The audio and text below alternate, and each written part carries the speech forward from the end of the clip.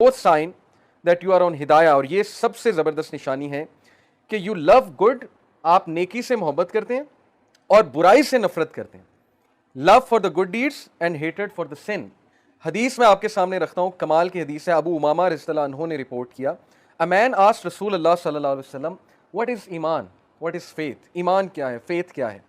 The messenger of अल्लाह सल्लल्लाहु अलैहि वसल्लम सेड, अल्लाह के नबी ने फरमाया, इज़ा सर्रत का हसनतु का वसाअत का सय्यतु का फअंता मुमिन। If you are happy with your good deeds, अगर नेकी तुझे खुश करती है और गुनाह तुझे सैड करता है, गम ज़दा करता है, तो तू मोमिन है। क्या कमाल क्राइटेरिया। अगर नेकी तुझे खुश करती है, यानी कभी कभी आप चैरिटी करते हैं, किसी का दिल बहलाते हैं, माँ बाप के लिए कुछ करते हैं, हाथ बटा देते हैं, या नमाज पढ़ के आते हैं और वो चीज़ आपको खुश करती है, तो ये निशानी है ईमान की।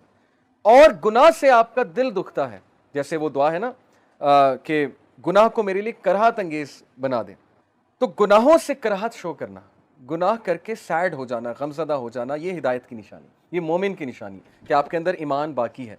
लेकिन अगर गुनाह रूटीन बन गया है, गुनाह गुनाह ही नहीं लग रहा है, और आप गुनाह करके मजीद अकड़ते हैं, बल्कि गुनाह करके दिखाते हैं, दोस्तों को दिखाते हैं जाके कि ये देखो मैंने गुनाह किया है, इसका मतलब आपको गुनाह लग ही नहीं रहा। इसीलिए मैं अक्सर यूथ को एडवाइस करता हूँ कि भाई एक चीज़ है अकेले में बैठ के कुछ करना, एक है कि फेसबुक पे चढ़ा दिया, टाइमलाइन पे लगा दिया जी कि मैं ये गाना सुन रहा हूँ, मैं ये कर रहा हूँ, तो आप भी करें, तो वो आपके लिए नेगेटिव सदका जारिया आपने क्रिएट कर दिया। जो जो वो देखेगा गुनाह आपको। इसलिए be very careful.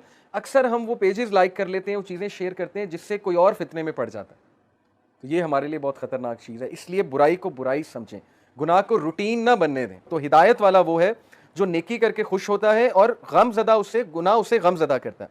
The man said, O messenger of Allah, what is sin, ए अल्लाह के नबी गुनाह क्या है। द प्रॉफिट सल्लल्लाहु अलैहि वसल्लम सेड, इज़ा हा का फी नफ्सिका शैउन फदाअहु। गुनाह ये है कि अगर तेरे दिल में कोई चीज़ खटके और तुझे खटकना महसूस हो रहा है, तो ये गुनाह है।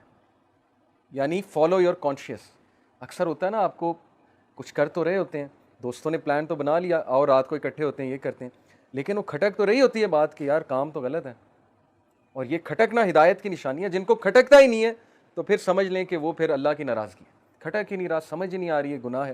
लेकिन हर ग्रुप में ऐसे लोग होते हैं। मैं आपको बताऊं, सूरह कलम में एक वाक़या है कि वो चंद एरोगेंट लोग थे जिन्होंने अपनी वो बागात जो है बड़े बनाए हुए थे और बड़ा सजाया हुआ था उन्हें, और गरीबों को, मिस्कीनों को धक्का देते थे, कुछ नहीं खिलाते थे। सूरह कलम का वाक़या।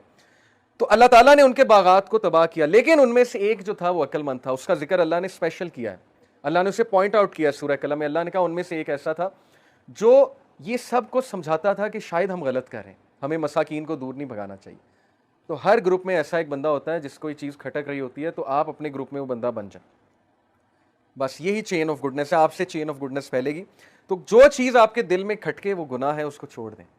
दिल घबराने लगे, ठीक है आपने एक चीज़ कर तो लिया लेकिन दिल घबरा रहा है, एक कंपनी ज्वाइन तो कर लिया लेकिन दिल घबरा रहा है, डाउटफुल है, पता नहीं ये चीज़ हराम है, इंश्योरेंस का काम हराम है, हलाल है, सूद तो नहीं इसमें इन्वॉल्व, वगैरह वगैरह बहुत सी चीज़ें हो सकती हैं। जैसे जैसे आप प्रैक्टिकल लाइफ में जाएंगे आपको ये हदीस समझ आ जाएगी खटकना क्या होता है गुनाह के बारे में। तो पांचवी रीज़न कि आप हिदायत पर हैं, और इंशाल्लाह छठी रीज़न बता के बात को ख़त्म करते हैं। Taking benefit from opportunities such as religious gatherings and knowledge. ये बहुत ही इंपॉर्टेंट रीज़न है, दलील है हिदायत पर होने की। और इसकी दलील की जो है वो वर्ड्स क्या है, इन्नहुम फित्यतुन आमनू बिरब्बिहिम वज़िदनाहुम हुदा। किसके बारे में कहा, अस्हाबे कहफ, यानी यू पीपल। इन्नहुम फित्यतुन, फित्या होते हैं यूथ।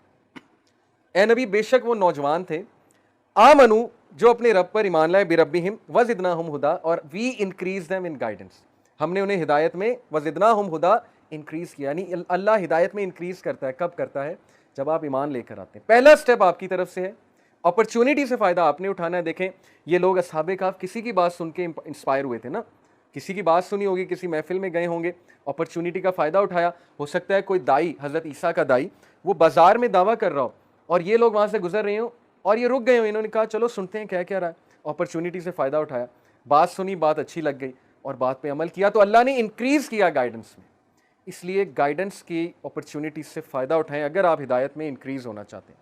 ये बहुत इंपॉर्टेंट पॉइंट है, टेक्निकल पॉइंट है। लोग ये कहते हैं, सवाल पूछते हैं कि हम कैसे कंसिस्टेंसी लाएं, हम नमाजें शुरू करते हैं, नमाजें छूट जाती हैं। भाई अपनी कंपनी चेंज करें। जब आपके दोस्त ही हुए हैं जो बेनमाजी हैं, नमाजें नहीं पढ़ते हैं, तो आपकी भी छूटनी है, सीधी सी बात है। या फिर आप मूसा अलैहिस्सलाम जैसे स्ट्रांग हो जाएं। ऐसे लोग कुछ होते हैं जो सबको फिर नमाज पढ़ा के छोड़ते हैं, या तो फिर आप ऐसे बन जाएं। लेकिन अगर आप मूसा अलैहिस्सलाम नहीं हैं तो फिर आपको कंपनी चेंज करनी पड़ेगी। ठीक है, तो इसलिए हिदायत पे कायम रहना है, इंक्रीज होना है, तो हिदायत की अपॉर्चुनिटी से फ़ायदा उठाएं जैसे साबिक आपने फ़ायदा उठाया। And number 6 is you leave something for Allah से, कि अगर आप हिदायत पर हैं तो आप अल्लाह के लिए गुनाहों को और सारी चीज़ों को छोड़ने पर एकदम से तैयार हो जाते हैं, आप में कोई रेजिस्टेंस नहीं आती। उसकी दलील देखें, अन अबी कतादा अन नबी सल्लल्लाहु अलैहि वसल्लम कॉल, अबी कतादा रज़ियल्लाहु अन्हु से रिवायत है कि नबी सल्लल्लाहु अलैहि वसल्लम फरमाया, इन्नका लन तदअ शय्यन लिल्लाहि अज़्ज़ा व जल्ला इल्ला बद्दलकल्लाहु बिही मा हुवा खैरुन लका मिन्हु। There is no person who leaves something for the sake of Allah but Allah replaces it with something better. ये प्रॉमिस है, आम बात नहीं है, प्रॉमिस है। और प्रॉमिस किसका है? नबी का। आम आदमी का प्रॉमिस नहीं, मेरा या आपका प्रॉमिस नहीं है, नबी का प्रॉमिस है कि कोई इंसानों में ऐसा नहीं है जो अल्लाह के लिए कोई हराम काम छोड़ेगा और अल्लाह उस चीज़ को बेहतर से रिप्लेस नहीं करेगा, या उसे कोई नुकसान हो गया और वो सब्र करेगा अल्लाह के लिए और अल्लाह उसके सब्र के नतीजे में बेहतर चीज़ उसे अता करेगा। कितने वाक़यात हैं। हज़रत उस्मान गनी की स्टोरी, हिजरा की, एबिसीनिया गए। हज़रत उस्मान गनी, पता आपको कितनी इनहेरिटेंस मिली थी उन्हें? एक रफ आइडिया चलें, आपका एक क्विज़ लेते हैं। हज़रत उस्मान गनी को कितनी विरासत मिली होगी अपने वालिद से? दिरहम्स में बताएं, अंदाज़ा कितने दिरहम्स मिले होंगे? करोड़, लाख, कितने? 30 लाख, 40 लाख, 50 लाख? 3 करोड़ दिरहम ये उनकी इनहेरिटेंस थी। 30 मिलियन दिरहम उनको इनहेरिटेंस मिली थी हज़रत उस्मान गनी को। और जब वो एबिसीनिया गए हिजरत करने, तो आपका क्या ख्याल है, वो बिजनेस रन करने गए थे? इमेजिन करें, एक बंदा अपनी फैक्ट्रियां छोड़कर, तिजारत छोड़कर हिजरत करके हबशा चला जाता है, तो पीछे से बिजनेस चल रहा है कि बंद हो गया? क्या ख्याल है? हालात ही ऐसे बंद हो गया, अभी सीधी सी बात है ना, बिजनेस चल रहा है, तो उनको तो फिक्र ये होनी चाहिए मेरा बिजनेस बंद हो गया, मेरा बिजनेस नहीं चल रहा है, मैंने पैसा इन्वेस्ट किया हुआ था। लेकिन उन्होंने अल्लाह के लिए, रसूल के लिए हिजरत की। And he is one of the 2 people in the world, आपको पता है दुनिया में सिर्फ 2 ऐसे लोग हैं जिन्होंने अपनी फैमिली के साथ हिजरत की है अल्लाह की राह में, एक हज़रत लूत और एक हज़रत उस्मान गनी, बाकी उन्हें अकेले किए। तो यू वॉन्ट बिलीव, मौरखीन लिखते हैं कि उनका माल 10 टाइम्स और बढ़ा, उनका बिजनेस 10 टाइम्स और बढ़ा। फिक्र नहीं करके गए, कोई बात नहीं, अल्लाह रसूल के लिए बिजनेस भी छोड़ना पड़ेगा, कोई बात नहीं। हालांकि वो हराम नहीं था, बस छोड़ना पड़ा हिजरत के लिए। हमारे लिए तो ऐसी सिचुएशन आएगी नहीं ना, पहली बार हमने कौन सा हिजरत करनी। लेकिन वाकया सुनाने का मकसद ये कि उन्होंने अल्लाह रसूल के लिए एक चीज़ को छोड़ा और अल्लाह ने उससे बेहतर दिया। एबिसीनिया में किंग के साथ उनके कॉन्टैक्ट बने, नियत ये नहीं थी कि किंग के साथ कॉन्टैक्ट बनाऊंगा जाके, एबिसीनिया की मार्केट में किंग के साथ कॉन्टैक्ट बने और उनका बिजनेस मजीद फ्लरिश किया, मजीद ग्रो किया। फिर उम्मे सलमा रज़ियल्लाहु अन्हा, पता आपको उम्मे सलमा का नाम सुना है कभी? उम्महातुल मोमिनीन में से उम्मे सलमा। अबू सलमा जो थे, गालिबन अबू सलमा थे, उनकी वाइफ थी, बहुत ज़बरदस्त सहाबी थे, महाजरीन में से हैं ये दोनों। इन दोनों ने अल्लाह की राह में हिजरत की मदीना की तरफ। They both used to love each other a lot, बहुत ज़्यादा मोहब्बत थी आपस में। इनका एक ही बेटा था। जब कुरैश ने देखा ये दोनों हिजरत कर रहे हैं, तो अबू सलमा को कहा कि तू तो निकल यहाँ से, तेरी हमें कोई परवाह नहीं है, लेकिन ये खातून हमारी है, ख़ानदान वाले आ गए, ये यहीं रहेगी। अब वो खातून ज़ात थी, मजबूर थी, उन्हें वहीं रहना पड़ा। और अबू सलमा फिर गए कि नबी सल्लल्लाहु अलैहि वसल्लम के साथ मैंने जाना, और अल्लाह से दुआ करके गए कि अल्लाह हमें रीयूनाइट करें। और कितने साल वो लोग अलहदा रहे आप सोच नहीं सकते हैं, लेकिन उनमें मोहब्बत बहुत ज़्यादा थी। ये हैं ट्रू लव स्टोरीज जो हमारे यूथ को बतानी चाहिए हमें।